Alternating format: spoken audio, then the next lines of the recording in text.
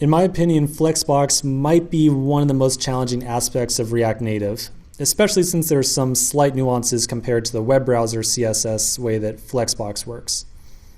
If you feel comfortable with Flexbox, feel free to continue on to the next lecture.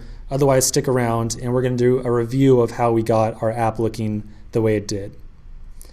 So first off, we were working off of a mock where we had a pretty good idea of where we wanted to go. I highly recommend, if you're building your own application, at least pull out some pen and pencil, pull out a whiteboard, try to mark up exactly how you want to do things, and it'll really help you down the line. The next thing we did was we created a wrapper view for each of the major areas of our application. We had one view for the overall container, and then we divided the container into two halves, the header and the footer. Inside of the header, we then assigned two views, one for the timer and one for the buttons. Next, we created a helper function that allowed us to add a border to each of these wrapper elements. The helper function is really great because we can color code our wrapper elements to match our mock.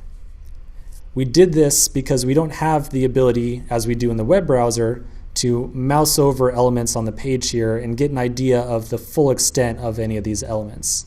It makes it easier to visually see the height and the width of each of these elements on the page. Next, we started styling our items. We first got our container to fill up the entire width of the page, height and width, by setting flex 1.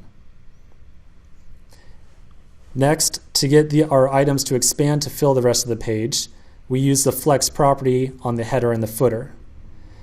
Because the header and the footer are siblings, setting flex 1 on each of them caused each of them to occupy half of the screen. They took up the entire screen and then divided that space between the two of them. Once all of our items had the correct height, we worked on the button wrapper and the timer wrapper here.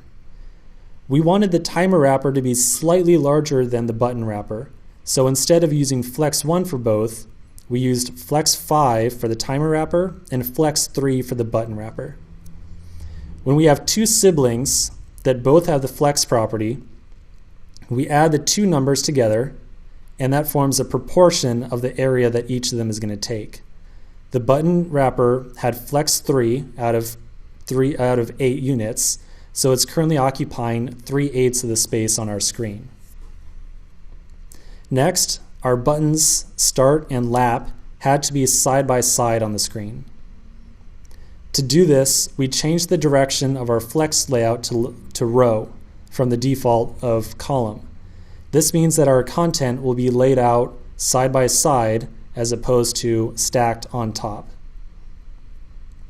Once they were side by side, we put space in between them by using the justify content rule with the space around property. We then centered them vertically using the align items center. Again, remember, align items and justify content change behavior based on whether or not the flex direction is set to the default of column or row. Because flex direction was set to row, align items of center caused our elements to move vertically as opposed to the usual horizontally.